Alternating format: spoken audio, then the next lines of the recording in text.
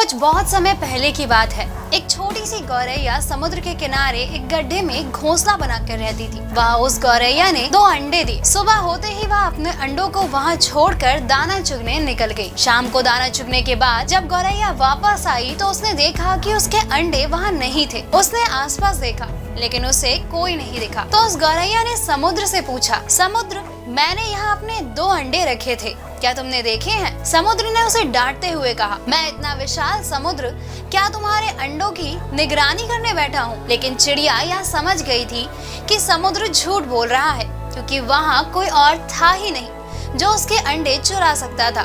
उसने समुद्र से अपने अंडे लौटा देने की विनती की, लेकिन समुद्र अपने अहंकार में चुपचाप बैठा रहा। धीरे धीरे चिड़िया को गुस्सा आने लगा। उसने समुद्र से कहा कि अगर उसने उसके अंडे वापस नहीं किए तो वह उसका सारा पानी सुखा देगी। समुद्र ने उसकी बात को हंसी में उड़ा दिया और अपनी लहरों में व्यस्त हो गया। चिड़िया ने थोड़ी देर इंतजार किया और फिर समुद्र का पानी सुखाने चल पड़ी। वह अपनी नन्ही चोंच में समुद्र से पानी लेती और किनारे पर डालती जाती। ऐसे करते करते उसे सुबह से शाम हो गई, लेकिन चिड़िया बिना थके बिना रुके अपने काम में लगी रही। धीरे धीरे समुद्र की चिंता बढ़ने लगी। उसे लगने लगा कि चिड़िया सचमुच उसका सारा पानी सुखा देगी। आखिरकार समुद्र ने हार मानकर चिड़िया को उसके अंडे लौटा दिए और फिर कभी उसके साथ ऐसा ना करने की कसम खाई। नमस्कार, स्वागत है आपका बिहार एग्जाम के हमारे YouTube चैनल पे। यहाँ आपको मिलेंगी बिहार राज्य से जुड़ी सभी परीक्षाओं के बारे में सारी जानकारियाँ।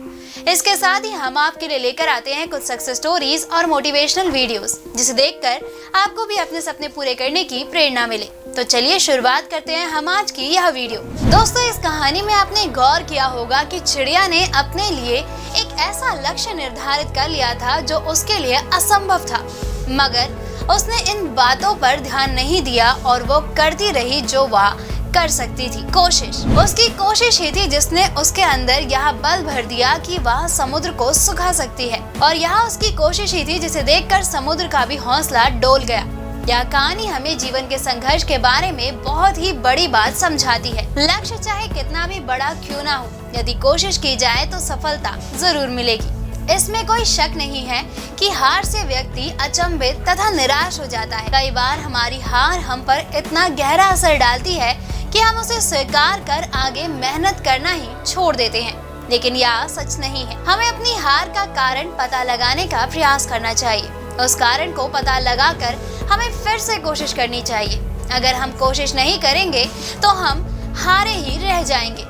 हमें अपने अंदर सहनशीलता तथा हिम्मत रखनी चाहिए। ऐसे अधिक लोग नहीं हैं जो पहले प्रयास में ही सफल हो जाएं। अगर एक बार हार कर हम प्रयास करना छोड़ दे तो हमारे पहले की हुई मेहनत भी व्यर्थ हो जाती है।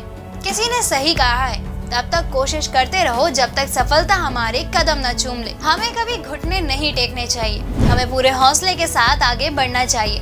लगातार की गई मेहनत एक दिन फलित जरूर होगी।